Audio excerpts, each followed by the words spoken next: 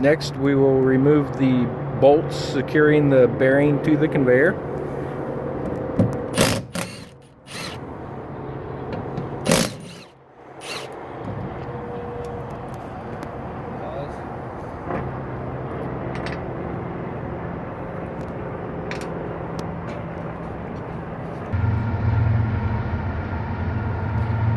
Then we install the slide hammer puller to the end of the shaft where the retaining bolt for the bearing is installed.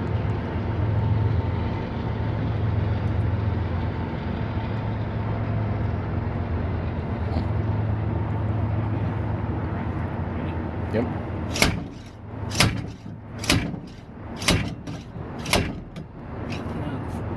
Make sure this gasket doesn't, or this flange doesn't fall down in there. Make sure that the interior retainer clip doesn't fall down into the conveyor. And remove the in-service shaft and bearing assembly.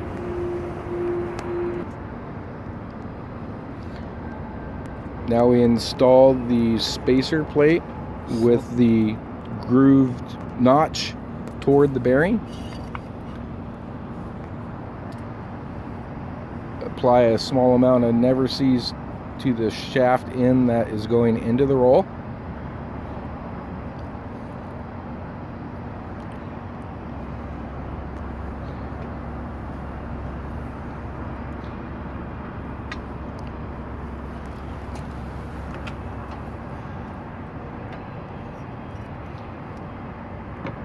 Install the bearing into the roll.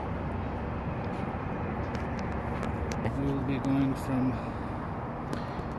Now, due to the spacer thickness, you have to make sure that you have the correct size length bolts for the application.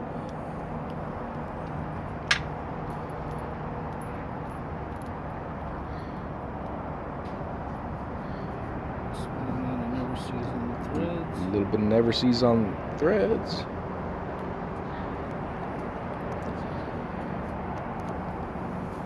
The bolts must be the thickness spacer longer in length than the originals.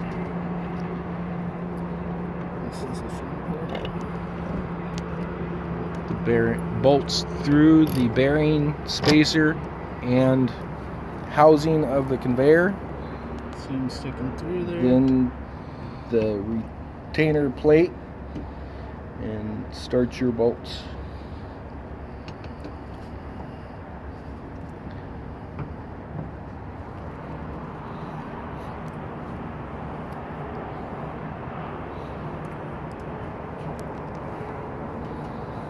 Making sure that the roll is in the location where you want it and centered in the hole.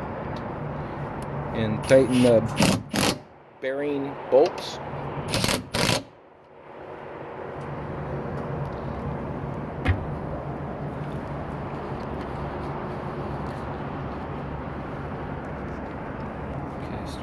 We replace the retainer bolts in the roll with jam nuts and Never Seize them up.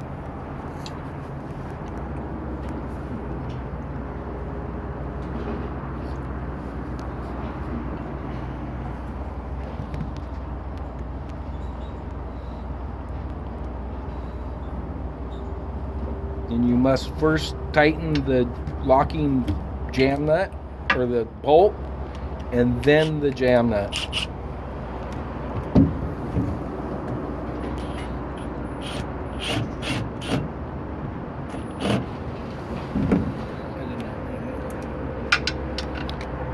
This takes a special 8-point socket that fits the jacking bolt properly.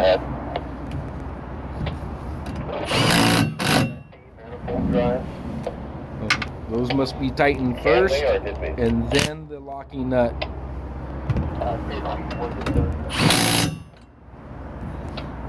Not that I believe the motor never got changed, just the gearbox, to my knowledge.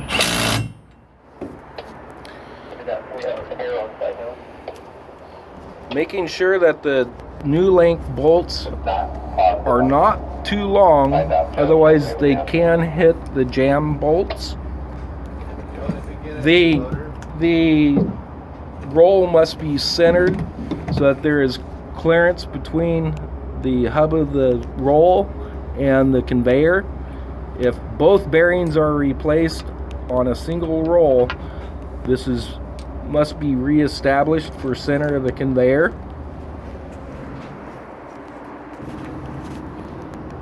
Now you can remove the rope that was holding the roll up, reinstall the covers, and unlock the conveyor.